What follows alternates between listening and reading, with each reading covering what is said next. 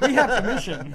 Before we play it, because we're going to play it and actually let everyone watch it. It goes for, 40-50 seconds. Yeah. Do you want to give them a bit of an intro as to what it is, Dave?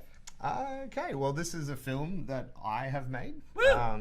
Not just me, a very talented cast and crew have put this together, and we've been working on it for the last 6 years, and it finally finished. We screened it last Friday. You guys came along. It was fantastic. Friday the 13th. Perfect for a horror. It's called Ashburn Waters. It's set in a campground. I'm going to show you the teaser right now. So there's been a problem with bookings or whatever, but I've got another campground we can go to.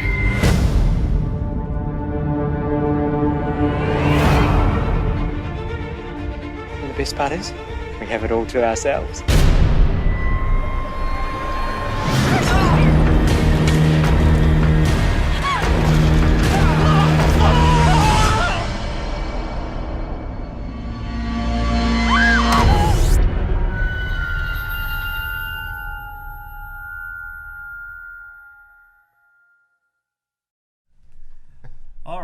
Now that was a sneak peek at the film we got to watch on Friday. Yes. I must say I was really impressed, you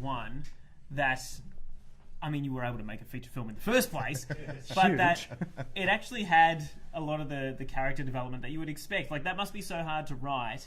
And I think from a cinematography point of view, it stayed true to the genre as well as to itself throughout the entire film. Because I imagine, as a director, like you were, if you're filming that much content, it can be very easy to, I suppose, film it in a way that doesn't match what you filmed at the beginning.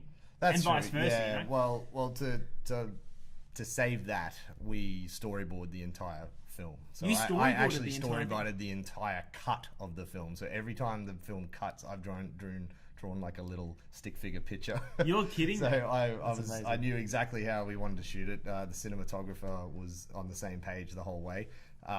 But mainly, like you were talking about with character development and things like that, a big problem for me with a lot of horror films is there is very little character development. And in this one, we wanted to try and scare you a little bit, but we wanted to really, form the relationships between all the characters and all that sort of thing.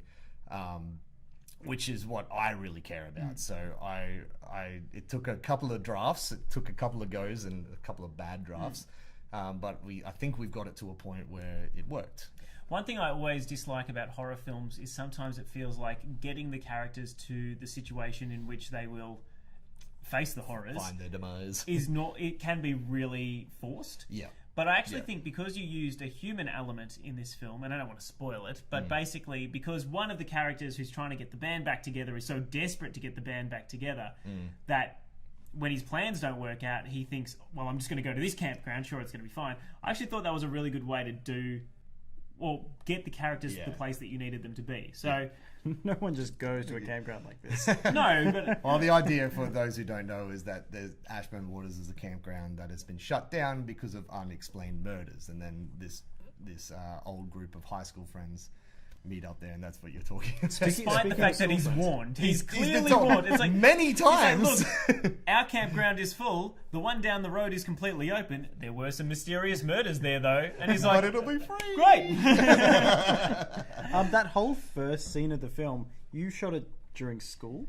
Yeah. Yes. So the opening scene of this film, we actually shot 2 years before the rest of it. So we shot that 8 years ago.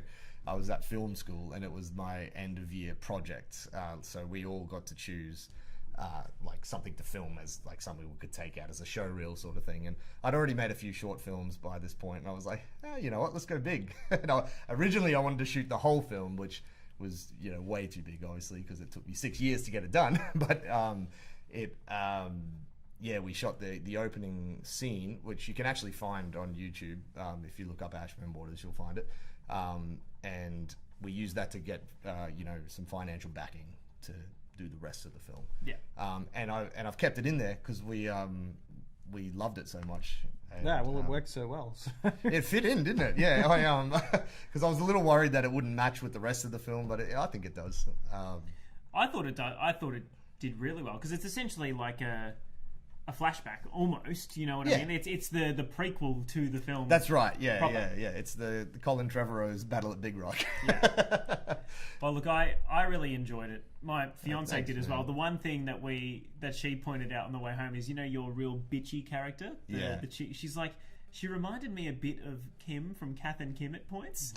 She's a bit Kimmy. Yeah, just she's in like, maybe that's thinks she's better than she is, as a character, and like loves to give a lot of side eye. And I was just like, oh my god, I can see it now. I love that. But no, it was really well shot, and I actually think your brother was one of my favorite characters. Fantastic. He's my favorite character. Yeah. I wrote that character, and I really needed like a really bogan type character. And my brother is exactly that. Hey boy. But it was funny because we did a few auditions, and a lot of actor types came in. They just couldn't quite get that going. And one of my friends was like, whenever I read that script, all I think of when I think of that character is your brother. And we were like, got him in his first acting gig, and he's one of the fan favorites. So. Oh, well, congratulations, Fish. Oh, You must thank be you. very proud that it's finally been shown to the world. It is strange to know that it's out there now. All your hard work. Been, like I said, years of work going into it. But we're trying to get it out there now. So watch the space. So we'll post up some. And is it going to anytime, so be there's gonna shown at screenings.